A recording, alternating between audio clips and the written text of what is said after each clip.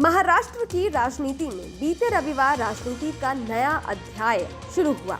शरद पवार की पार्टी से टूटकर अजीत पवार एनडीए की सरकार में शामिल हो गए।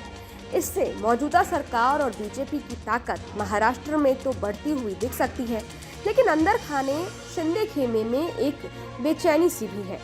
शिंदे गुट के सभी मंत्रियों ने सोमवार सुबह सीएम शिंदे से उनके ठाणे स्थित निजी आवास पर मुलाकात की।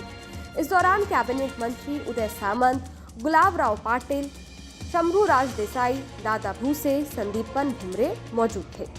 बैठक तो एनडीए सरकार के कामकाज को लेकर थी, लेकिन खबर है कि इस संक्षिप्त बैठक में शिंदे के नेतृत्व वाली शिवसेना के नेताओं ने अजीत पवार और उनके वफादारों को सरकार में शामिल करने के फैसले पर भी नाराजगी जताई। शिंदे गुट की नाराजगी बेवजह नहीं है। दरअसल शिवसेना और बीजेपी की सरकार को इसी 30 जून को 1 साल हुआ है।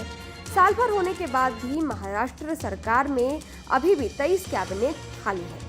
महाराष्ट्र में कैबिनेट विस्तार होने वाला था, लेकिन उससे पहले ही अजीत पवार की एनसीपी से बगावत सामने आ गई। जाहिर तौर से अगर जुलाई महीने में होने वाला कैबिनेट विस्तार होता है तो शिवसेना और भाजपा के नेता और विधायकों को विभाग मिलते, लेकिन अजीत पवार और उनके साथ एनसीपी से टूट कर आए 9 नेताओं को भी मंत्री पद की शपथ दिलवाई गई।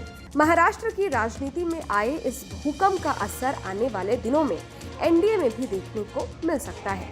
खबरें थीं कि शिवसेना और बीजेपी दोनों ही आने वाले चुनावों के मद्देनजर अपने अपने खेमे को मजबूत रखने के लिए कड़ी मेहनत कर रहे हैं।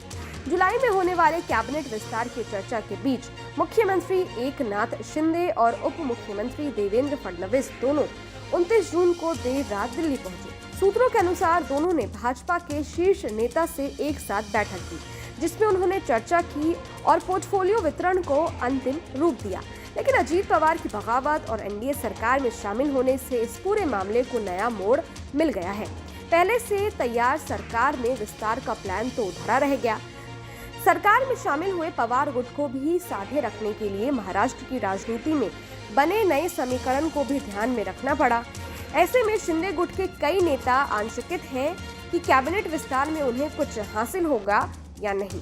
बता दें कि अजीत पवार ने इससे पहले 2019 में भी एनसीपी से विद्रोह करते हुए बीजेपी के साथ मिलकर महाराष्ट्र में सरकार बनाई थी, लेकिन ये सरकार कुछ ही घंटे चली। अजीत पवार को उस सरकार में भी उप मुख्यमंत्री बनाया गया था। हालांकि 80 घंटे बाद ही उन्हें पद छोड़ना पड़ा था, जब उन्हें विधायकों का साथ नहीं मिला था।